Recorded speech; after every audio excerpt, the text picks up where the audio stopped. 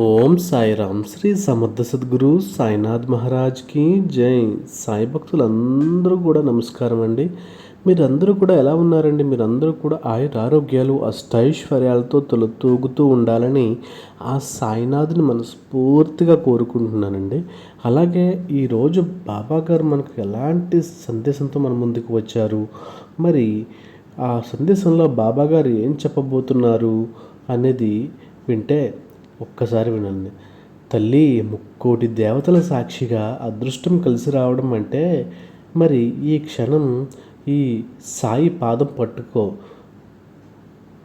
అమ్మా, నీ కష్టాలకు ముగింపు ఈరోజే అని చెప్పి బాబాగారు ఏదో మనకు తెలియని సందేశాన్ని అయితే మనకి ఈరోజు అందిస్తున్నారండి. మరి ఈ సందేశం ద్వారా మన జీవితంలోనే మరి ఏదో అనుభవిస్తున్నటువంటి కష్టాలు అనివ్వండి, అలాగే మనం అనుభవించే బాధలు అనివ్వండి, ఇవన్నీ కూడా తీసివేయడానికి మరి సాక్షాత్తు మరి ఆ సాయే మన ముందుకు వచ్చారండి. మరి మరి ఆ యొక్క సాయి యొక్క పాదం పట్టుకుని మనకున్నటువంటి కష్టాలన్నీ కూడా మనం ఆయనకు విన్నవించుకున్నామంటే మరి మన తండ్రికి తప్ప ఎవరు విన్నవించుకుంటామని చెప్పండి. మరి మన తండ్రి సాయి, ఆ యొక్క సాయి చెప్పినట్టుగా చేసామంటే మరి ముక్కోటి దేవతల సాక్షిగా మరి బాబా గారి మీద నమ్మకంతో మరి పాదాలను పట్టుకున్నాం అంటే మరి ఇక అదృష్టమే అదృష్టం అని చెప్పేసి బాబా గారు అయితే ఈరోజు ఒక అద్భుతమైనటువంటి సందేశంతో మన ముందుకు వచ్చారండి.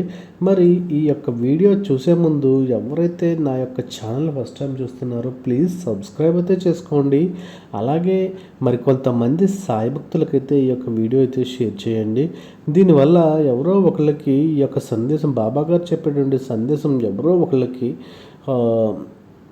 మనసుకు హత్తుకునేలా ఉండొచ్చండి. అలాగే వాళ్ళకి ఏదో ఒక ప్రయోజనం అవుతుంది కాబట్టి ప్లీజ్ షేర్ అయితే చేయండి మీ ఫ్రెండ్స్ అండ్ ఫ్యామిలీకి. ఇక సందేశం విషయానికి వస్తే, బిడ్డ, మరి నువ్వు నన్ను ఎంతగానో ఆరాధిస్తున్నావు కదా తల్లి. ప్రేమపూర్వకంగానే మరి పిలిచేటువంటి ప్రతి ఒక్క పిలుపుకి నేను సమాధానం ఇస్తాను బిడ్డ. మరి నిజాయితీగా నువ్వు చేసేటువంటి ప్రార్థన ఏదైతే ఉందో అది నేను స్వీకరించి నేను నెరవేరుస్తాను తల్లి. నేను పూర్తి శ్రద్ధ మరియు సబురి ఉన్న చోట తప్పకుండా నేను కరుణిస్తాను తల్లి. మరి నువ్వు నా పైన పెట్టుకున్నటువంటి నమ్మకం, ఆ నమ్మకాన్ని నేను వమ్ము చేయను తల్లి. మరి ఏ బిడ్డకైనా సరే, ఏ తండ్రికైనా సరే తన బిడ్డలు సంతోషంగా ఆనందంగా ఉండాలి అని చెప్పేసి కోరుకుంటారు కదా. మరి నీకు ఎన్ని సమస్యలు, ఎన్ని ఒడిదుడుకులు వచ్చినా ఈ సాయి, అలాగే తండ్రి ఉన్నాడని చెప్పి మర్చిపోద్దు తల్లి. ఏది కూడా నీ వెనక రాదు. మరి నువ్వు సంతోషంగా గడిపినటువంటి కొన్ని క్షణాలు తప్ప మరి నీ యొక్క మంచితనం, పుణ్యము, అలాగే ఎదుటి వారికి నువ్వు చేయాలనుకున్న ఆ యొక్క సేవ, ఇవన్నీ కూడా మరి నీ యొక్క కష్టకాలంలో తప్పకుండా నీకు సహాయం చేస్తాయి తల్లి. మరి నువ్వు ఎదుటివారికి సహాయం చేసే గుణం, మరి భగవంతుడు తనకు నిజంగా నమ్మిన భక్తులను అడిగిన వెంటనే అడిగినవన్నీ ఇవ్వకపోవచ్చు, కానీ అవసరం ఉన్నవి అవసరమైన సమయంలో తప్పకుండా నీకు ఇస్తాడు. ఇదే గుర్తుపెట్టుకో తల్లి. మరి నువ్వు నా మీద నమ్మకంతో మరి నా యొక్క పాదాలు పట్టుకున్న వారికి తప్పకుండా అదృష్టం కలిసి వస్తుంది తల్లి. తల్లి, బాధ చాలా చెడ్డదని, ఎప్పుడు వచ్చినా సరే ఏడిపించి వెళ్ళిపోతుందని చెప్పేసి నువ్వు అనుకుంటూ ఉంటావు. కానీ నిజంగా నీకు ఈరోజు ఈ బాధ వచ్చింది అంటే నీకు పూర్వజన్మ సంబంధించి ఏదో కర్మ తాలూకా ఆ యొక్క శేషం మిగిలి ఉండొచ్చు. దానివల్లే నీకు ఈ బాధ వచ్చింది. నువ్వు బాధ అనుభవించావంటే నీ యొక్క కర్మశేషాన్ని పూర్తిగా అనుభవించావనే అర్థం చేసుకోవాలి తల్లి. అప్పుడే కదా నీకు అదృష్టమైన ద్వారాలు తెరుచుకుంటాయి. మరి ఎట్టి పరిస్థితుల్లోనూ కూడా నువ్వు నీ యొక్క మాట్లాడేటప్పుడు చాలా జాగ్రత్తగా మాట్లాడాలి. అలాగే ఎదుటివారి పట్ల మరి ఏదైనా సరే అనుచితంగా ప్రవర్తించడం కన్నా వాళ్లకు హాని కలిగించొద్దు. అలాగే వాళ్ళు ఎట్టి పరిస్థితుల్లోని కూడా నిన్ను చూసి బాధపడకూడదు. మరి అలాంటి నడవడి నువ్వు నేర్చుకున్నావంటే నిన్ను ఎట్టి పరిస్థితుల్లోన భగవంతుడు అదే నేను కూడా ఎప్పుడూ కూడా నిన్ను తోడుగా నీడగా ఉంటాను. మరి మానవ సేవే మాధవ సేవ అంటారు కదా! మరి అలాంటి మానవ సేవ చేసినటువంటి నువ్వు పుణ్యాత్ముడవు. మరి ఈ విధంగా నువ్వు సేవ చేస్తున్నావంటే నీ పూర్వజన్మ సుకృతమే తల్లి. మరి ఈ పూర్వజన్మ సుకృతం లేకపోతే నువ్వు ఇలాంటి కార్యాలు తలపెట్టాలనే నీ తలంపు నీకు రాదు. మరి ఇలాంటి తలంపు వచ్చింది కాబట్టి నువ్వు చాలా అదృష్టవంతువు తల్లి.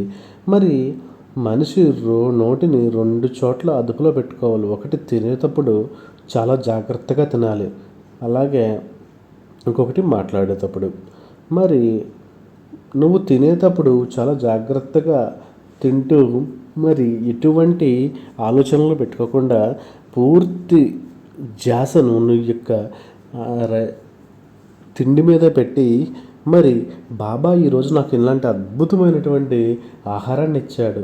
ఈ యొక్క ఆహారం నాకు లోపల మంచిగా జీర్ణమయ్యి నా యొక్క ఆరోగ్య సమస్యలు అన్నీ పోవాలి అని చెప్పేసి నువ్వు మనస్ఫూర్తిగా కోరుకుని ఆ యొక్క ముద్ద తిన్నావంటే ఆ యొక్క ముద్దలో శక్తి అనేది నీకు ఆటోమేటిక్గా వస్తుంది.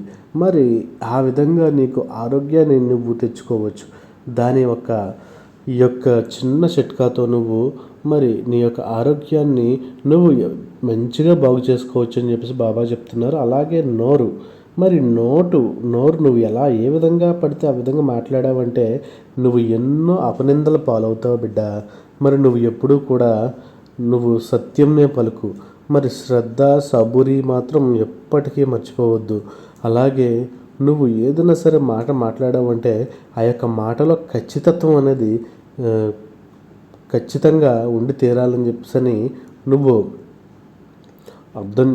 గుర్తు చేసుకో తల్లి.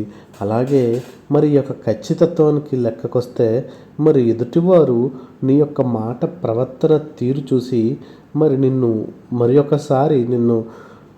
కలవాలి అని చెప్పి అనుకోవాలి. కానీ అమ్మో వీడితో వెళ్తే చాలా కష్టంగా ఉంది బాబు, వీడు దూరంగా ఉండాలి అని చెప్పి ఎవరైనా అనుకున్నారు అంటే అక్కడే మీరు సగం ఫెయిల్యూర్ అయినట్టే.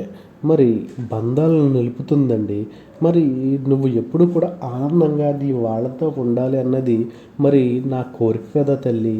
మరి భగవంతుడు నీ కడుపున పుట్టే పిల్లల రాతల్ని నీ చేతుల్లోనే పెట్టాడు. నువ్వు చాలా జాగ్రత్తగా మాట్లాడు. అలాగే నువ్వు నడిచే నడవడిక నీ పిల్లల భవిష్యత్తుపై ఆధారపడి ఉంటుంది. పిల్లల పట్ల కూడా ఎప్పుడు కూడా ప్రేమ ఆప్యాయతలు ఇవన్నీ కూడా చూపిస్తూ ఉండు తల్లి. వారికి ఎప్పుడు కూడా ధర్మాన్ని హితబోధ చేయు. అలాగే మంచిని ఎప్పుడు కూడా వదలవద్దు అని చెప్పేసి చాలా గట్టిగా చెప్పాలి తల్లి.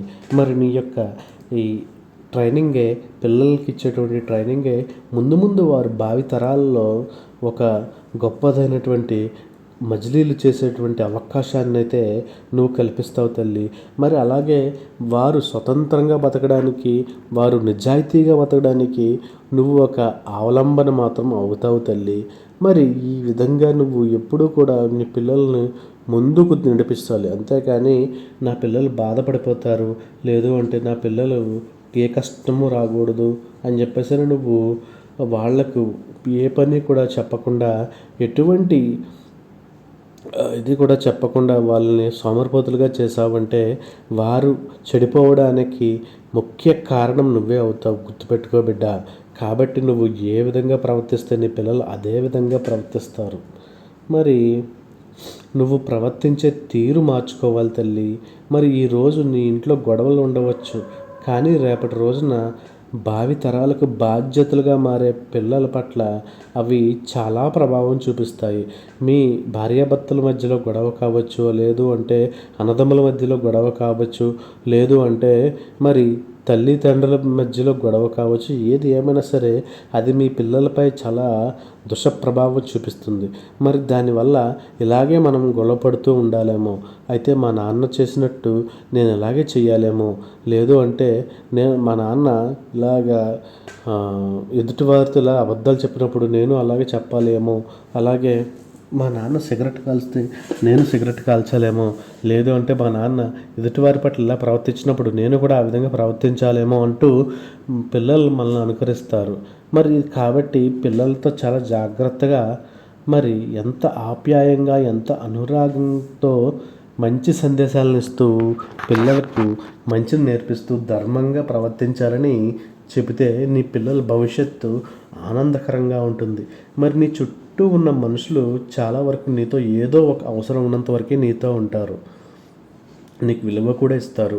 మరి లేని ప్రేమను నటిస్తారు.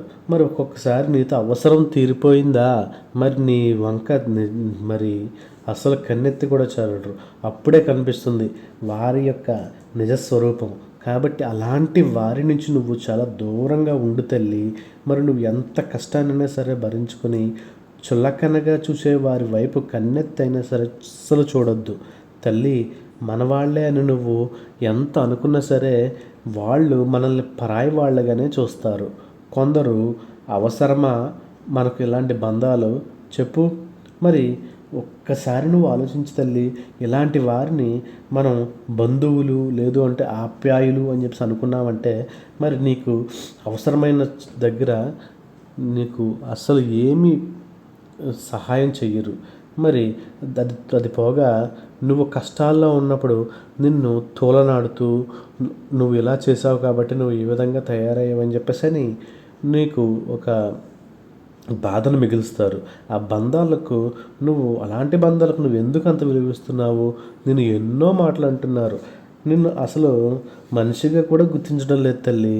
నీ బాధ్యతలు అనేవి నువ్వు నిర్వర్తిస్తున్నా సరే నిన్ను ఏదో ఒకటి అంటూ బాధ పెడుతూనే ఉంటున్నారు.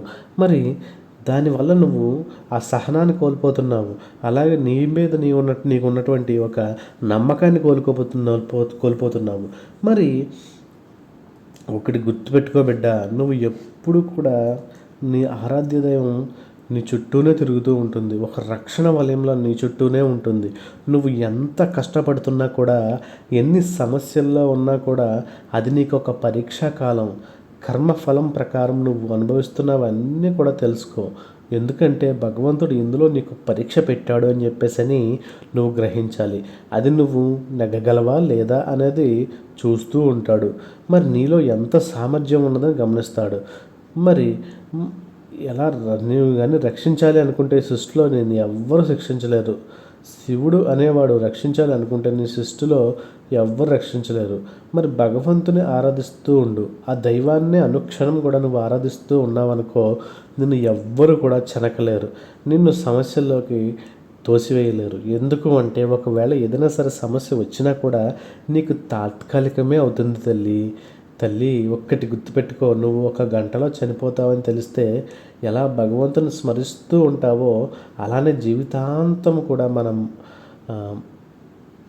మనస్సులో మరి ఆ యొక్క భగవంతుని మనస్ఫూర్తిగా తలుచుకుంటూ ఉన్నావంటే నీకు జీవితాంతం కూడా తోడుగా ఉంటాడు.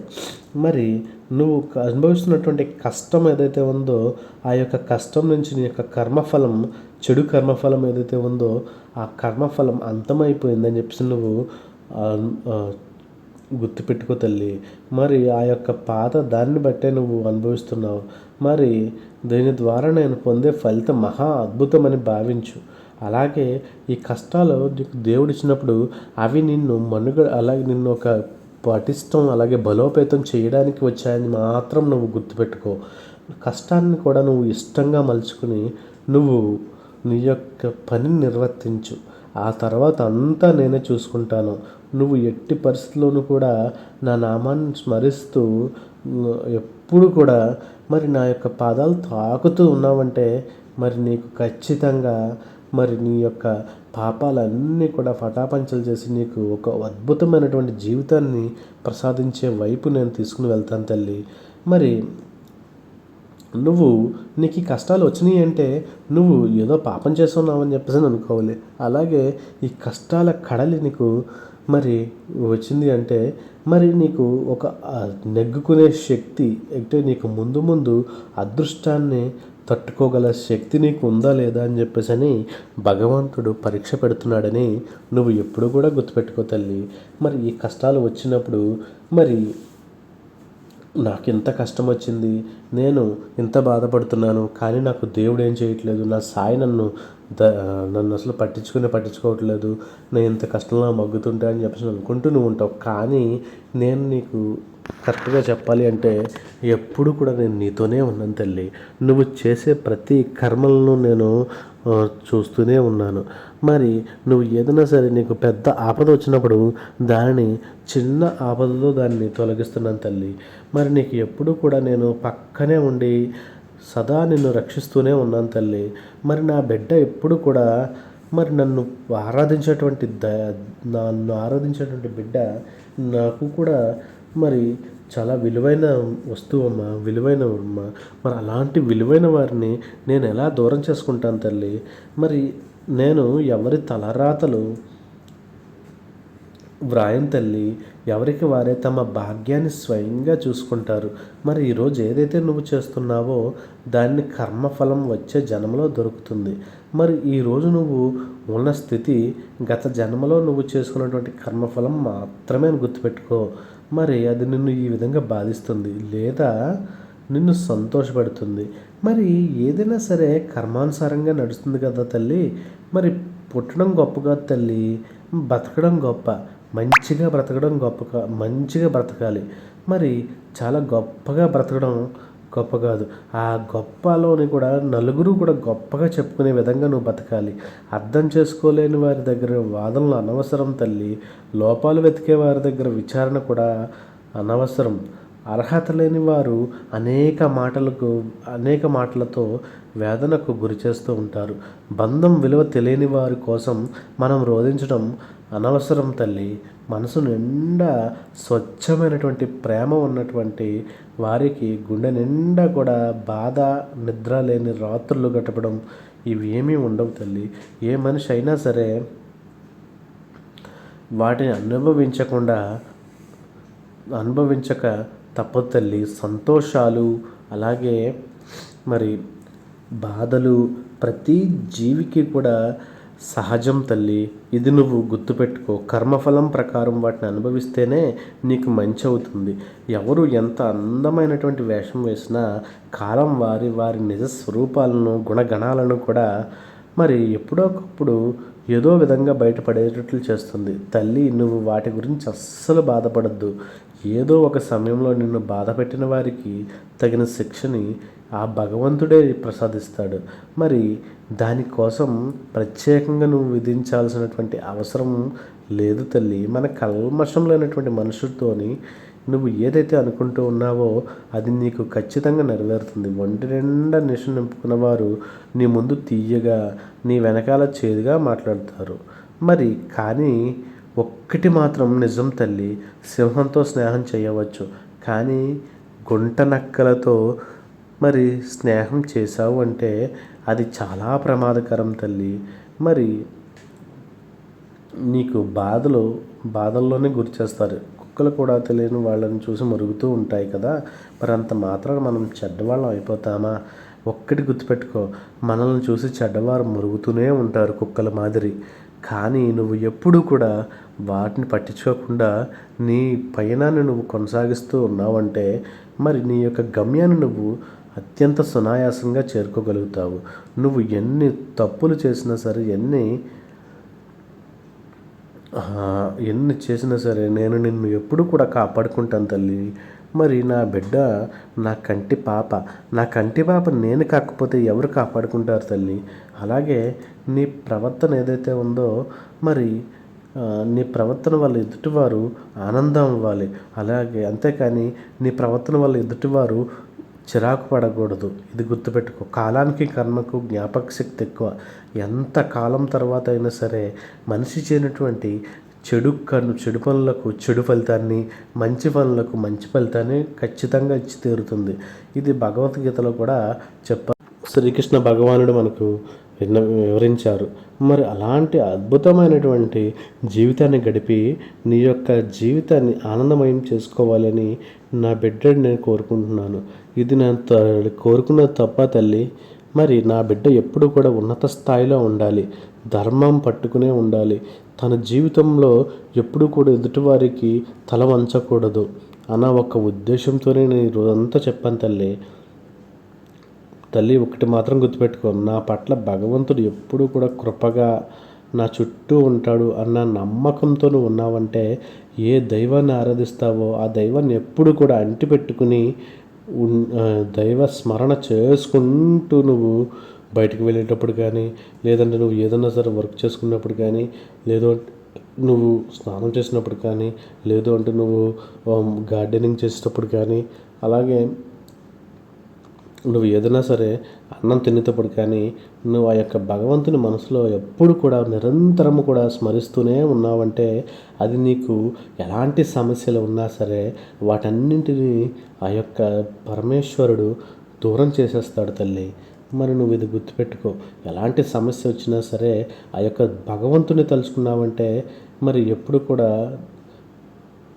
నీకు ఆ యొక్క సమస్య జటిలమై చాలా సింపుల్గా అయిపోతుంది తల్లి.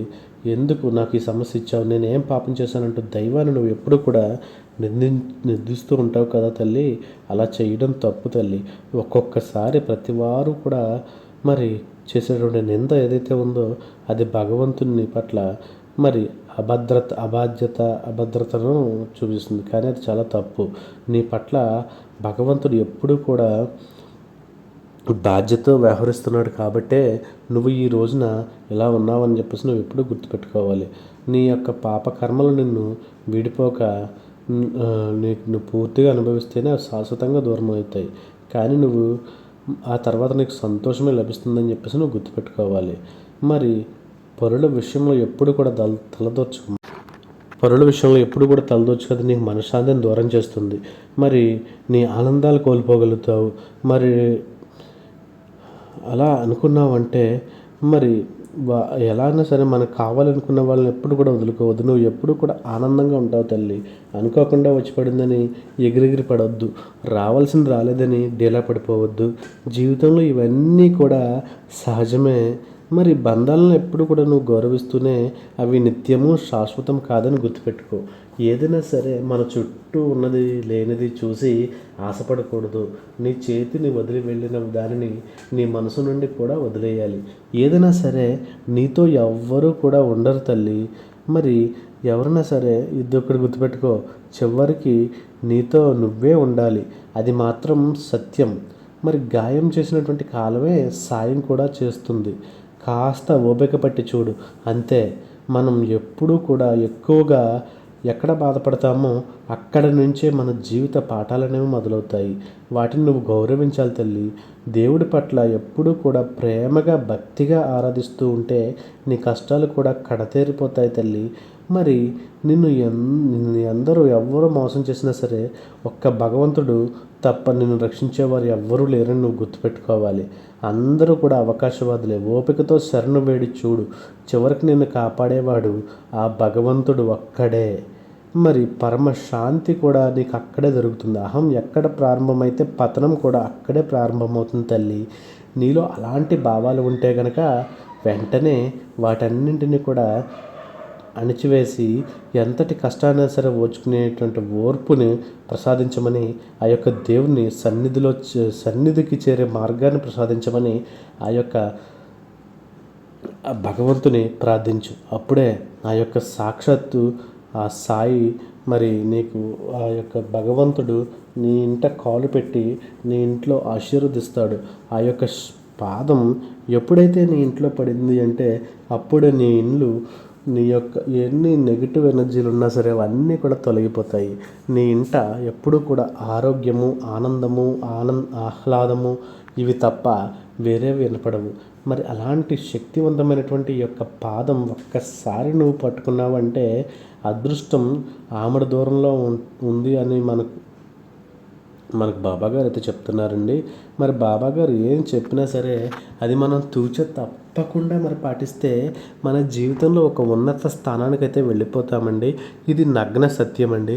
మరి ఇలాంటి అద్భుతమైనటువంటి సందేశాన్ని ఇచ్చి బాబాగారు మనలో ఉన్నటువంటి ఎన్నో ఆ యొక్క ప్రశ్నలు ఇవన్నింటినీ కూడా మరి దగ్ధం చేసేసారండి.